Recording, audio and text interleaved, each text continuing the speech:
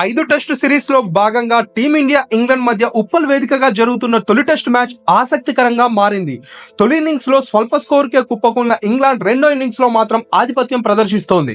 England young batter Ollie Pope 208 బంతుల్లో 17 ఫోర్లతో 148 పరుగులు సాధించి అజేయ శతకంతో నిలువగా, రెండో ఇన్నింగ్స్ లో స్టోక్స్ సేన 77 ఓవర్లలో 6 వికెట్ల నష్టానికి 316 పరుగులు చేసింది.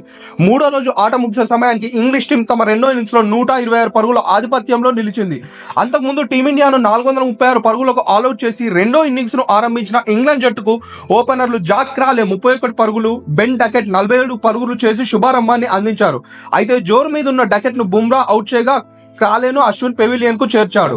అనంతరం జో రూట్ 2 పరుగులు, జానీ బెయిర్స్టో 10 పరుగులు, బెన్ స్టోక్స్ 6 పరుగులు చేసి స్వల్ప స్కోర్లకే పెవిలియన్ కు చేరగా, బెన్ ఫోక్స్ మాత్రం 34 పరుగులు చేసి పర్వాలేదనిపించాడు. అయితే మరో ఎండ్లో వరుసగా వికెట్లు పడుతున్న ఓలీ పోప్ మాత్రం పట్టుదలగా బ్యాటింగ్ చేశాడు. ఈ క్రమంలోనే 154 బంతుల్లో సెంచరీ పూర్తి చేసిన అతడు స్కోర్ బోర్డును పరుగులు పెట్టిస్తున్నాడు. ఓలీ పోప్ సెంచరీతో ఈ టెస్ట్ రసవత్తరంగా సాగనుంది. 4వ రోజైన ఆదివారం మొదటి సెషన్ లోనే ఇంగ్లాండ్ ను ఎంత త్వరగా ఆల్అౌట్ చేస్తే టీమిండియాకు అంత మంచిదని క్రికెట్ విశ్లేషకులు పేర్కొంటున్నారు.